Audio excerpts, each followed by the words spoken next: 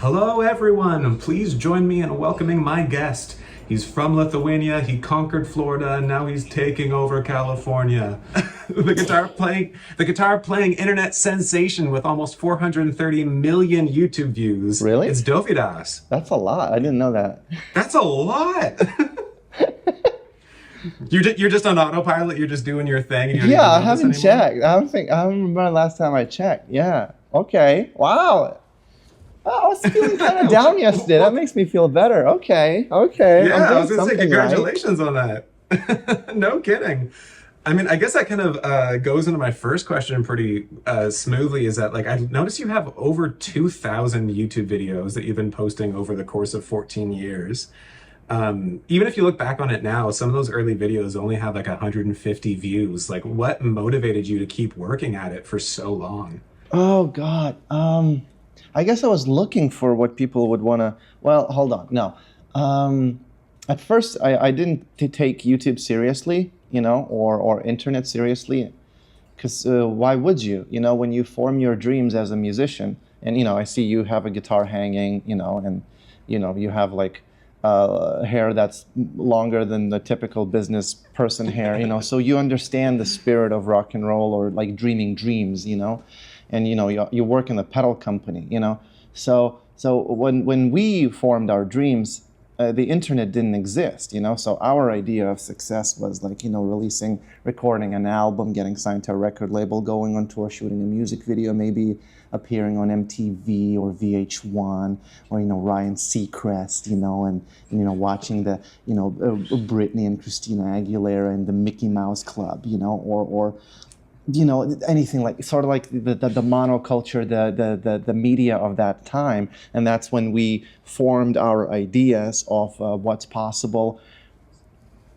and the limitations of what's possible, of attaining any notoriety as a musician.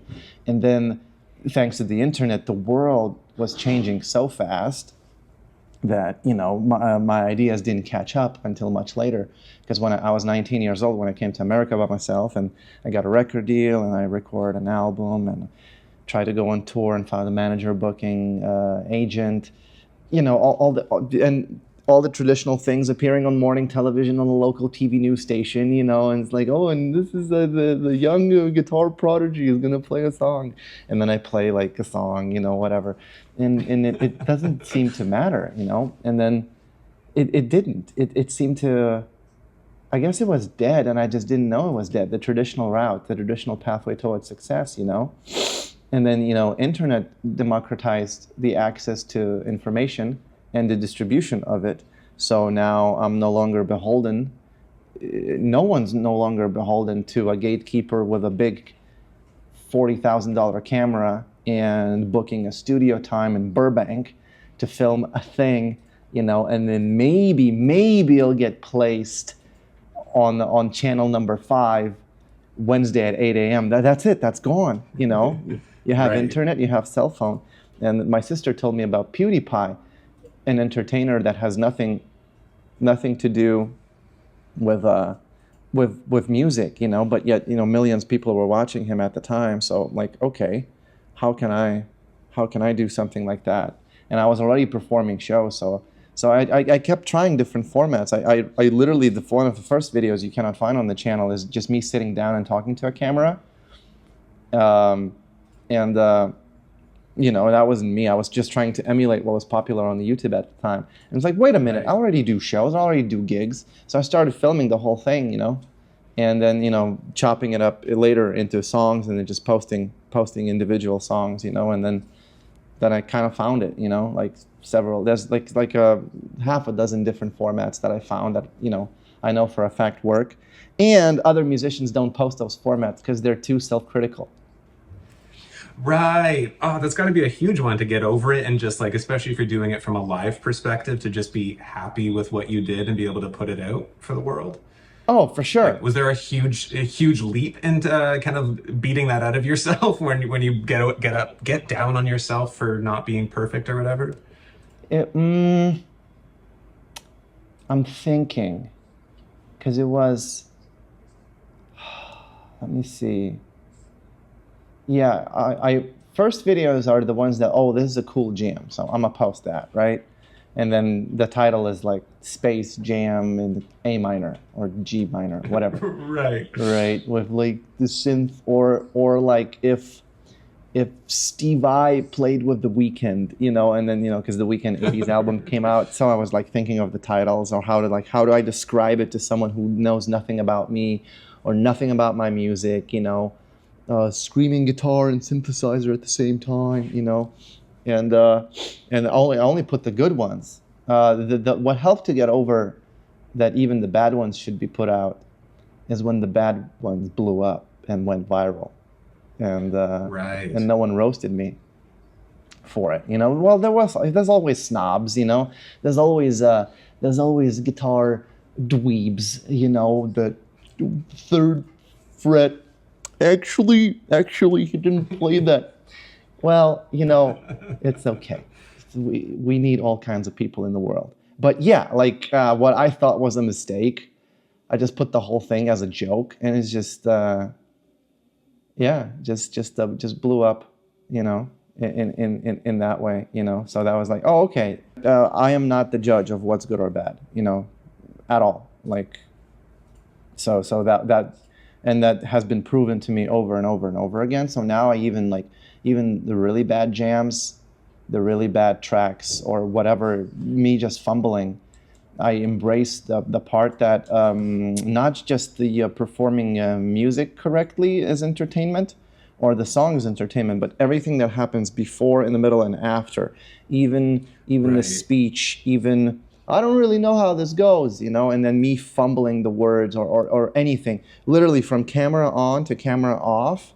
It's entertainment, it's performance, it's I wouldn't say an act because I'm not acting, but it's like a But it adds a little bit documentary. of like authentic, yeah, it adds a little bit of authenticity. Like people want to know who you are as much as they want to see you play, right? It's sort of like almost, yeah, it's borderline documentary, and people watch documentaries because they are entertaining to people. So it's almost like, yeah, I have a video. Have I posted it yet? Maybe not. I literally play a song, and my friend calls me, and I answer in the middle of a song. I stop the loop in front of the street, right? And I answer on the speakerphone, and we talk for like 5 minutes, and then after we hang up, I continue the song. I'm gonna post it. I don't care, you know. Oh, I'm looking forward to seeing that one. Like 6 years ago, That's I wouldn't post a hilarious. video like that, but now it's like, yeah, this is hilarious. Yeah, that's awesome. So, like, I guess speaking of like cutting things out, or not cutting things out, has there been anything that's totally wild that's happened to you while you're busking that like you can't put on YouTube? Mm, no, I leave everything in. Just Jeez. just here. You know, it'll be like, I used to early on. I used to like edit it out and make it like entertaining, or like even put subtitles.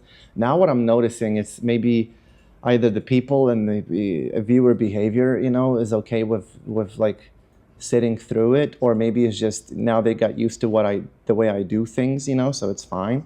But it's like I'll leave in what I posted a video. I invite a bass player on stage, but there's no bass. So then we're at Sweetwater, and Paul from Shure Microphones, he goes and gets the bass, but the whole thing takes like 10 minutes. So there's like 10 minutes of kind of silence. And I didn't edit anything out. I just left it in. So the music doesn't start. The video is like 20 minutes. The music doesn't start until like 10 minutes in, and it's just us waiting. It's just us waiting. And I think like there's entertainment in that absurdity, because sometimes it's Right. reflective of our life. Sometimes we wait for things, and sometimes nothing happens. So if art can imitate life, or like represent it in a way, like one of my favorite jokes that I've ever done on April Fool's Day.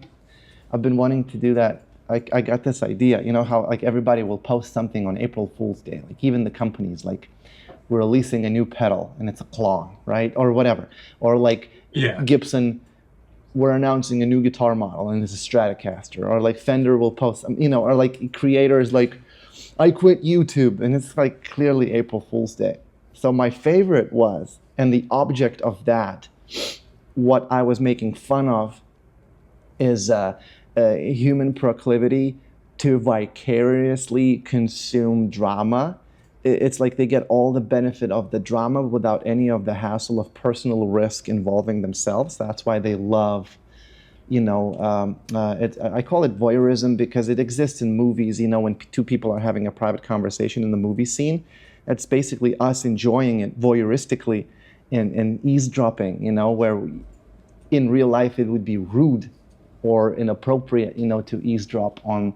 So my video was the truth. And the thumbnail is like, like that, right? Me holding some sort of paper, and you click on it, and it's like me speaking, but you can't hear anything. It's because I muted the whole thing, right? And everyone's like, and I had like insiders, subscribers, be like, go on the video and comment, I can't believe this. I support you fully, or something, to make it seem like they could hear it. So it confused everyone. And the whole time, what I'm speaking, I'm just reciting the lyrics to Rick Astley, Never Gonna Give You Up. Oh, that's the best, a silent Rick roll. Dude, and to this day, I'm getting comments on that video. I'm in UK, but my government muted this video. I hope everything goes well. It's like, I'm not gonna explain it, because it's like, yeah, I'm not a huge fan of Andy Kaufman, but I respect the commitment to the joke and not explaining it, because it's like, if you don't get it, you don't get it. That's okay, Yeah. That's so amazing. It's so great that you're able to take those sorts of chances now with YouTube, and it's not just a total flop.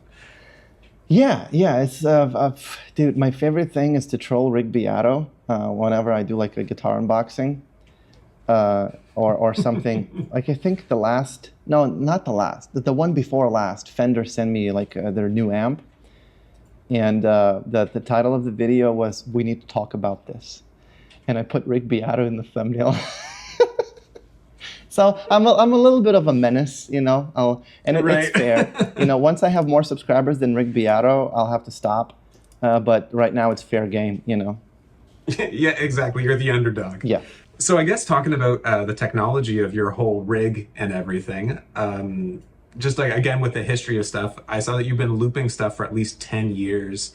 Was that something you just threw together for a gig so that you could play it solo, or were you like inspired by the format and actively working up to showcasing that? I wanted to play with a band, drummer, bass player. I wanted like maybe a keyboard player. And the rock and roll dream. Yeah, just do the thing. Just run around the stage and do like the Who, Yeah. But the town I was living in Sarasota, Florida at the time was like a seasonal town. So like the tourist season ended, and they're like, well, we want you to continue playing here, but can you do solo? It's like, oh, well, I need to make a living. Yeah, I'll play solo. And the solo was like, just acoustic guitar strumming and singing. And for me, the audience was not engaged, because they're not there to listen to art or interesting lyrics or storytelling or the nuance in the crackle of the voice, or a major 7 add 6 inversion. No one cares. It's just like they want a beat. Dude, and it's so sometimes disheartening because I've been entertaining people since I was 15, and there's a huge difference between entertainment and art. And I want to do art so bad, and they just don't get it. And then I do entertainment, but I don't consider that art.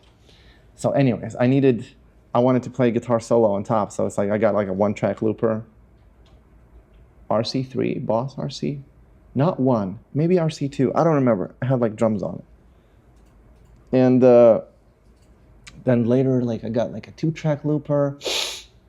Then I borrowed like a Yamaha keyboard from somebody that had like synth and drum sounds, and I would do the beat with the drum sounds, and then do like synth.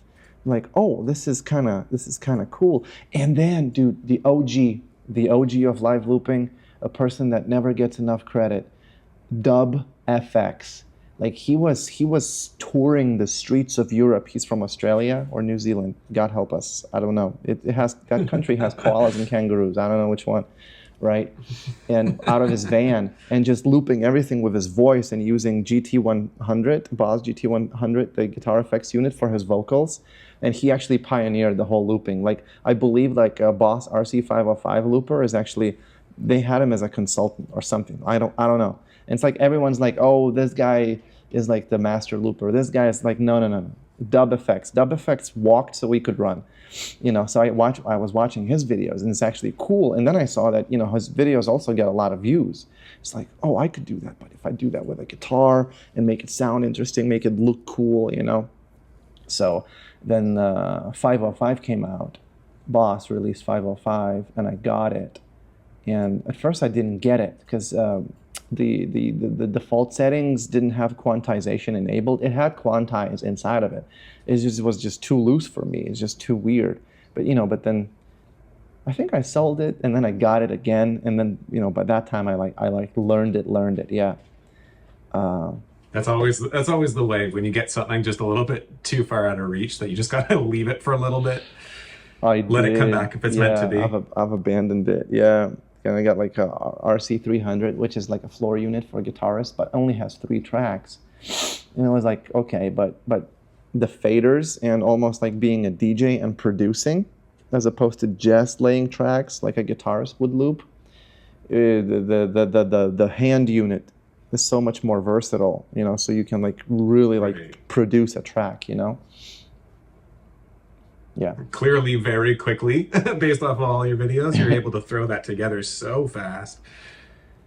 Well, you know, it has been a few years now, so I'm sure you would. You would too. Yeah. So then, in terms of like rig stuff, what are you running for your guitar rig? Are you going into like an emulator, or do you have like a pedal board underneath your rig? Like, it's like a pedal board. It's like a full thing. I'm gonna show you. I'm gonna grab a camera here now. Sweet. And I'm gonna walk you through it. So this is just the pedal board, and I keep rerouting it because that's why I like to do that. And the amp right now is the Universal Audio Lion, but I bought on eBay the Boss IR2 because it has more amps. So I want to try that. And then yeah, I'll be really interested to see how that sounds, because that kind of took the world by storm a bit. Yeah, dude, like I have not used a real amp in over 10 years. So I got the signal. Listen, I break all the rules, but it works for me. So guitar goes into a wah, from a wah goes into a synth pedal, then from a synth pedal goes into, God, I don't know, Empress compressor, I think. Then the compressor goes into like a console. It just makes it. It's like, look, it's a preamp. Honestly, I have no idea what it does. It sounds good. Okay. Then we're doing a tuner. Tuner should be first. Who cares? Okay. I can't fit it in anywhere else, so it's gonna go here. Then this really interesting reverb. It's bizarre, but I love it. And then we do amp. We do chorus. We do this thing. It just scrambles the signal, the auto bit. It just stutters. And then check this out. Ooh, echo system. Oh. Yeah. And then the reverb. I'm still learning that because it just showed up on, you know, it just showed up. I just got it. I think at least for the delay, it allows me to send different delays to different sides, left and right. I think I was like tinkering with it. It's like, what the hell? There's one type here and the other type here. I don't know. Because I run it in stereo, you know? Yeah, that thing has a few hidden features. But so of everything that's on your board, what's your favorite pedal right now? Or like, what's the biggest go-to, the always on? The probably that weird reverb that feeds, or like the scrambler. Because okay, here's what I'm trying to do. Different is better than better. And that's kind of the formula. So I'm trying to sound different. And by different, you know, there's like, you can go so far of how fast you can play a 3-octave arpeggio and then tap and make it entertaining. There's a limit of how clean you can shred a solo to a point where average listener still understands. But if I can play one chord and it just sounds like, oh, we've never heard it like that. And that's kind of what I'm looking for, because I think that's where the guitar peaks and then is misunderstood by people who just want to enjoy music, is it brings us guitarists pleasure to play and be technical and be good and actually nail the sweeping and the alternative picking. That does not bring pleasure to the listener.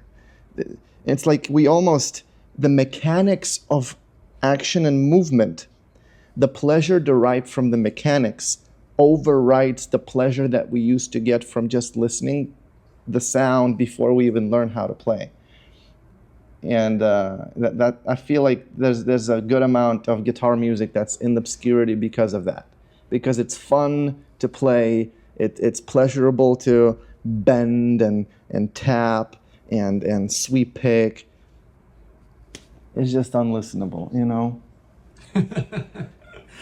It's a really great way to look at it. I never thought of that before, but you're so right. Like last night I found myself just practicing scales and I was like, no one cares right now. Nope. But I've been doing this for an hour and a half and I'm having a great night. Yeah, you're having a great time. Yeah, because it's like there's probably something related to pleasure because, well, it takes time to build a synaptic railway, you know, to shoot that, to send the signal, and then once you do it and it's like smooth back and forth from brain to hand, there's probably something there. And it's like you almost have to like leave that to actually to make music, you know? Or I don't know. I'm still searching for that. So like the pedalboard, it's not even standard guitarist's pedalboard. I have no wish of being in a cover band or even joining a band and playing popular songs. So like with my pedalboard, you can't really sound like Van Halen. You can't really sound like Mark Knopfler.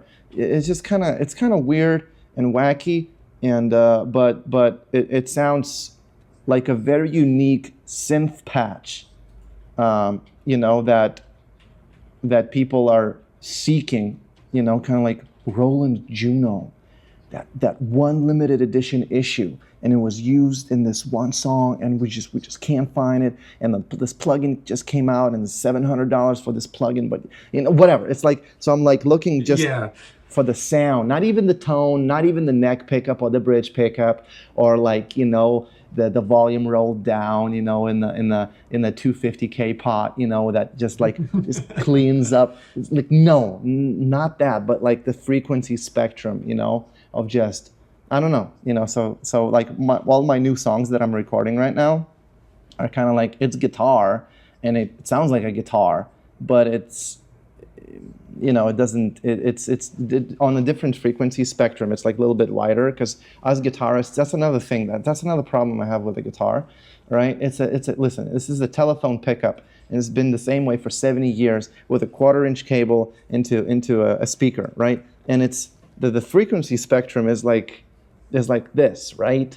And then the synthesizers show up and it's like so much wider. You have the highs and the bass and, you know, and then if you listen to modern music, it does like complement all of the, not just chord-wise or harmony-wise. I know people, major criticism is, oh, the songs are so simple these days. You listen to the 70s and the harmonies are so rich. Yeah, I understand, you know, like a lot of chord changes, but like today, the microphones and the speakers are so much better that you're able to cover such a wide frequency spectrum as, you know, you step outside and you hear the rumble of the car. That's like low, you know, to like the whistles and the high end of tree leaves hitting each other, you know. So it's like if music can capture that and be reproduced, you know. So what if I can play guitar and I just hit one chord and it sort of like hits all the frequency pockets? You know, maybe it can be like more different, more interesting, you know, for people to rediscover the guitar.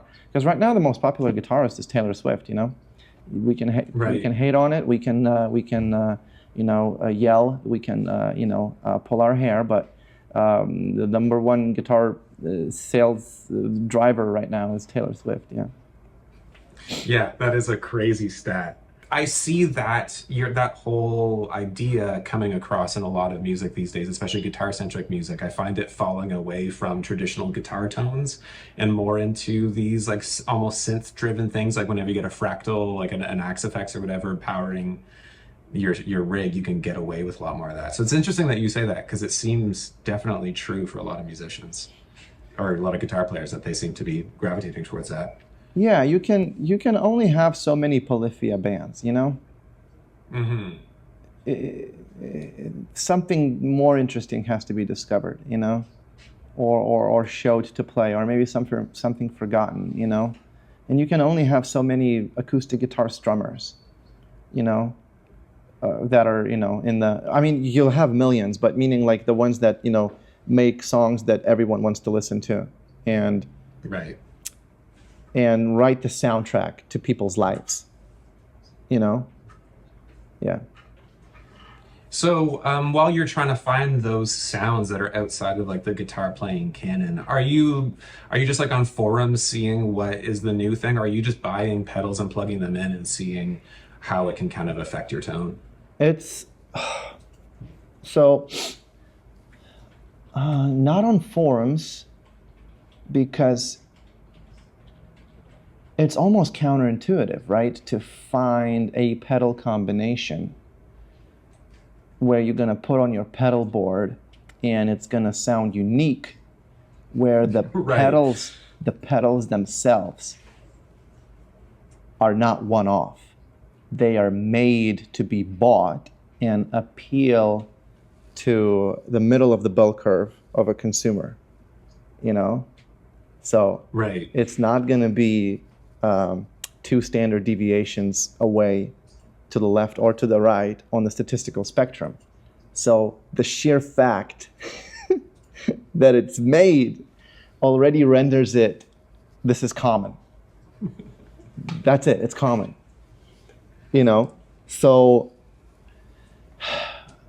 my idea was going in the opposite direction and finding a sound.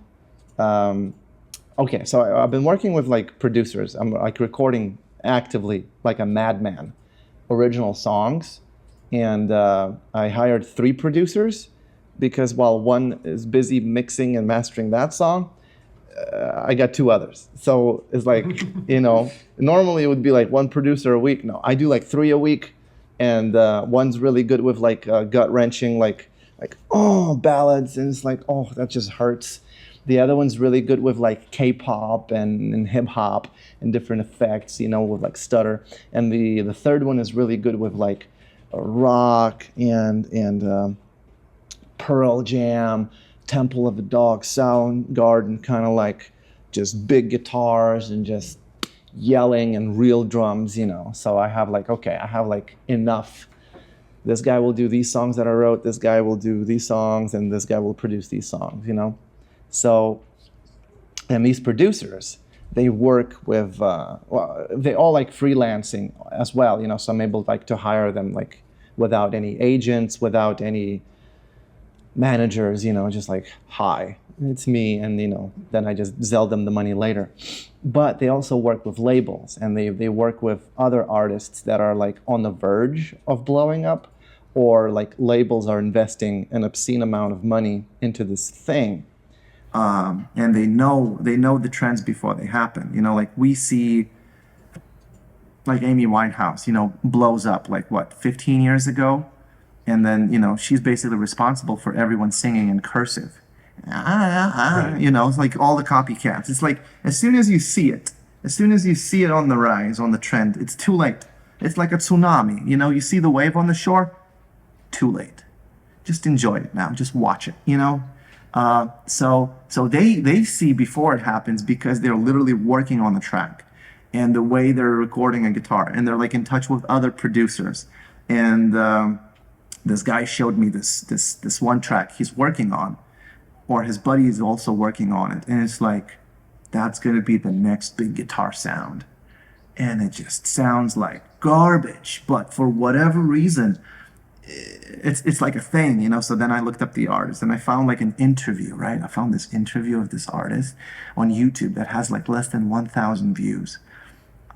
Dude, I found the pedal board. Like, God, there's no amp, and there's not even an amp pedal, and all the producers, how is he getting that sound? Bro, he's going direct into the console. That was the secret. That was the secret sauce that the guitar sounds. It's an electric guitar with P90s, tuned in baritone into the board. Okay, then fine. I got the console pedal, and it's like, then I do the thing, right? And it's like, oh, but by the way, he plays hardtail, I play Floyd Rose. He plays 6 strings, I play 7 strings. He has P90s, I have a Sustainiac. So it's like, am I ripping him off? No, I'm just like, kind of like, the riff you borrow, the first riff you learn, but you borrow the finger pattern from Eric Clapton and Jimmy, of transitioning from the first position pentatonic to the second position pentatonic and sliding in with the middle finger on the 3rd string.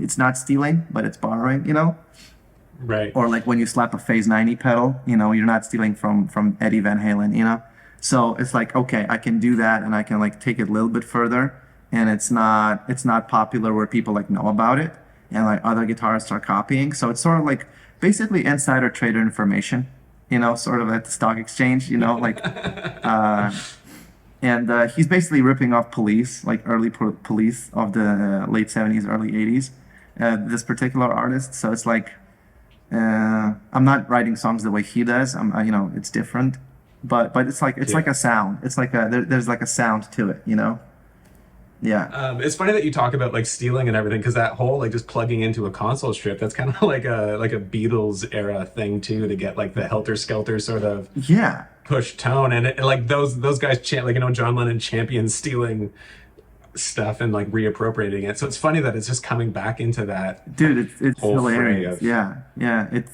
clean guitar with gain up in the console.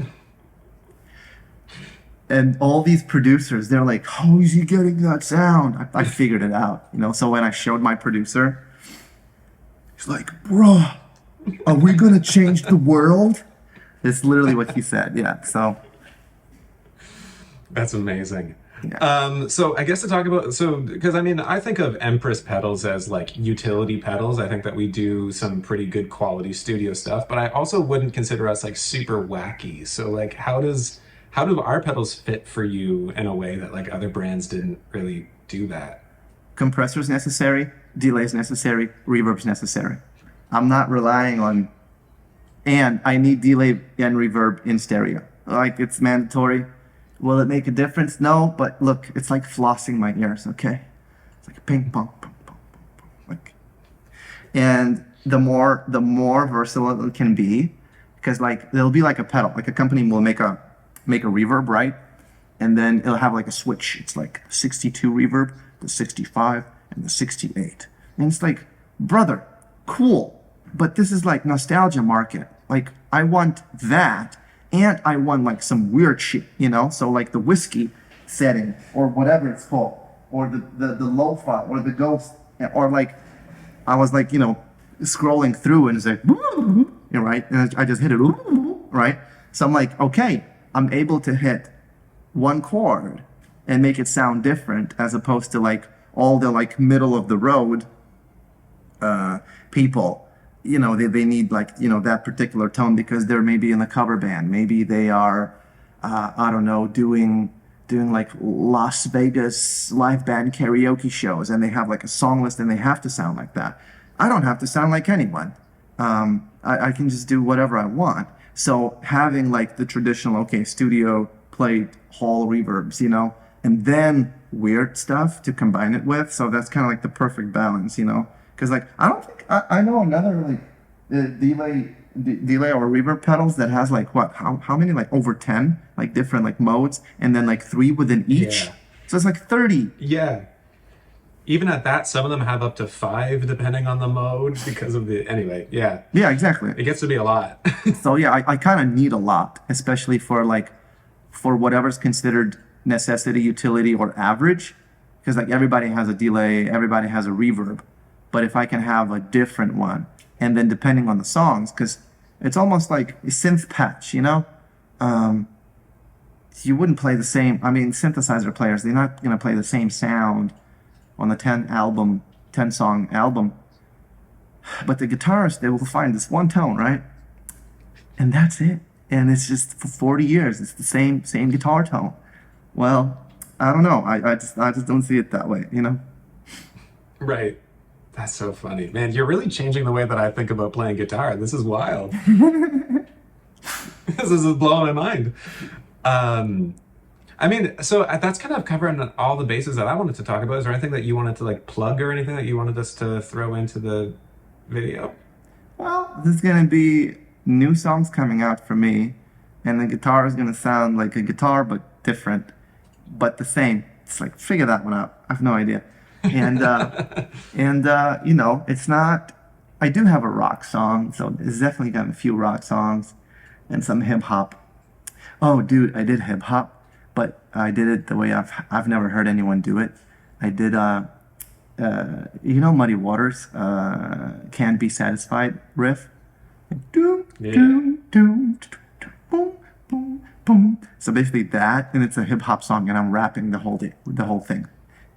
Yeah, and then Oh man, that's gonna be did like a amazing. harmonica, but harmonica I played it like the- like it's like a vinyl scratch, but you know like you know, so it's like no one's doing that, right? Because there's like I don't know, genres seem to be like separated by these fences, and like any self-respecting guitarist that you know knows the difference between first and second position on the Stratocaster is not going to do hip hop, right? And any of the hip hop players, they're so good at you know hip hop producers, they're so good at producing, but chances are they don't even play guitar, so they'll just like use a sample and they try to make it fit. And it's like, do you guys ever like call each other? Do you guys hang out? Do you like, you know? So it's like, I like that, and I like Cardi B, and I like Muddy Waters, and I want to like put that in, you know. So yeah, I'm doing a lot of that. So please listen to stream my songs on Spotify. That's the only thing I want to plug. That's it. Amazing. Cool. Yeah. Well, everyone, you heard it. Go check out Dovydas on Spotify. Yeah, he doesn't only own YouTube, he's also everywhere. Yes. Uh, Sweet dude. Well, thank you so much for hanging out and chatting with me. This has been amazing. And you have so many like very deep opinions about stuff. It has been really great to pick your brain. Thank you. Yeah, you're fun. Yeah, this is fun. I like this.